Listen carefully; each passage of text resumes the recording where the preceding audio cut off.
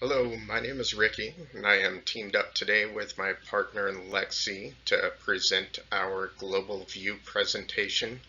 Us as a team, we have chosen to cover Canada, how their uh, views and heritage all come into play to present their form of leadership. Here I have included a map of Canada. It is directly to the north of the United States and actually shares about 5,000 miles worth of borders. Even though Canada is really close to us, there are some significant differences as far as their culture and their leadership styles that we are going to examine in this presentation. Although Canada is rather large, they are not highly populated. In fact, they have a population of about 37 million. However, what does come into play is the government's stand on keeping heritage alive. And so about 58% of Canadians do speak English, with 21% speaking French, and the other population speaking a multicultural language. And so that's going to break down all of these things that come into play with their leadership styles. Many things can be said to influence the leadership, but the most common for Canada is going to be their diversity. Remember how many languages are spoken in Canada. This also leads to the kind of people that are in power. Their history and religion.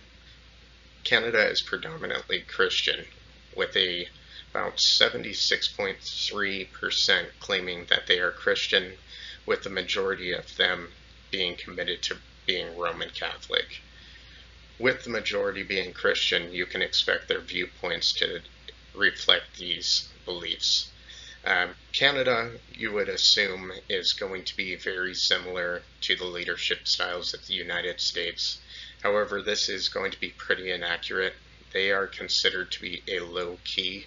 And so what that means, where in the United States we have somebody in power and they have somebody below them, etc. Canada has a whole bunch of people that are intermingled with each other. And so they want to help each other, but no one is really considered the boss as far as how their employees see them. They see them as their friend or somebody that is going to assist them if something is needed. When you talk to a Canadian and talk about their leadership styles and how those are affected, they're very quick to tell you that the couple of the top things that they think makes them better leaders is going to be their diversity. We talked about how many languages, where people came from in their country, their history and religion. Mentioned before that most people there are going to be devout Christians, and so those beliefs are going to come up into their leadership style and their location. So they have plenty of different nationalities living there and all giving feedback to their form of leadership. When we were on a previous slide, we had talked about their leadership style and it being more of a low-key leadership form. And when you go and you look through the text and you do your other research, you're going to notice that the leadership in Canada makes it so you're aware that they're honest. They're friendly and easygoing. Again, that ties back into you're not a leader as you would think in the United States, but you're more of a friendly, trying to help each other. You're practical. You're humorous. So you want the employees to feel like you're there for them. It also lists that they're tolerant but critical of the United States. We're going to get to that a little bit later on here in the slides. And prudish, often traditional, so they're a little bit behind as far as how they see how leadership should look. Now comes to the part where I had mentioned a little bit earlier, actually at the beginning of the presentation, where just because we share 5,000 miles of border does not mean that we see our leadership styles being the same. Obviously, the Americans are not going to feel that this is completely accurate, whereas our viewpoint on Canadians, according to the Canadians, might not be completely accurate. Canada sees America as self-centered, pushy, boastful. We like to exaggerate, jump to conclusions, and there's going to be some other things that definitely we don't want to see ourselves as in a leadership form, us as Americans. And Canada believes that they are world aware, they're low key, modest, and then they have a methodical approach. And so there's going to be a lot of differences, even though we share our borders with Canada. And so it was great to learn about their heritage and how they view their leadership styles. And now, without further ado, I'm going to turn it over to my partner, Lexy, who will continue to tell you about Canadian leadership. Hello. So there were a couple of avenues that I wanted to take with this research. The first one being a look at the education system in Canada and really what makes it so successful. And what I found is that according to the study conducted by the International Studies of Educational Administration, that it might be due to how it teaches transformative leadership in the classroom, which I thought was really neat. There's this combination that instructors and principals are encouraged to use. It's kind of formal and informal. So in the classroom, they learn concepts, theories, obviously like age appropriate, and then it like continues to build into like more complex stuff.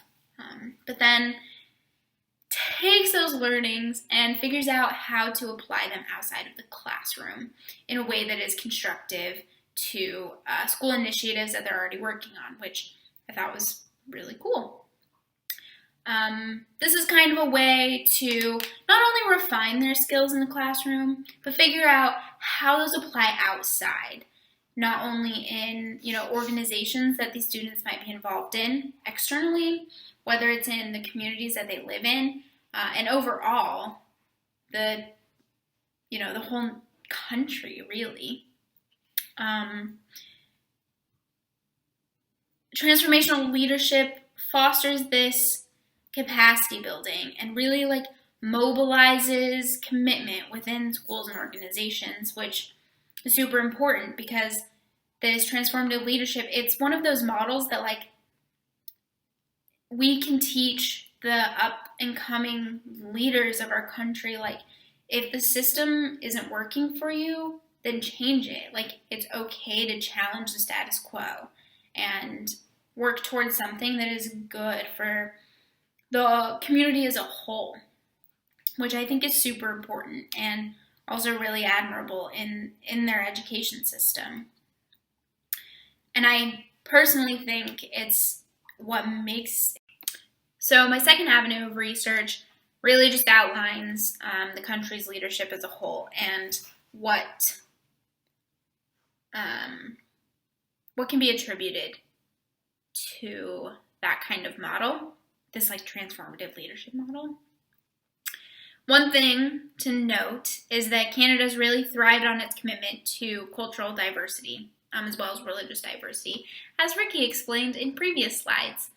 And it's cool because, leaders of this country are made up very equally of both men and women, and the people appointed come from such diverse backgrounds.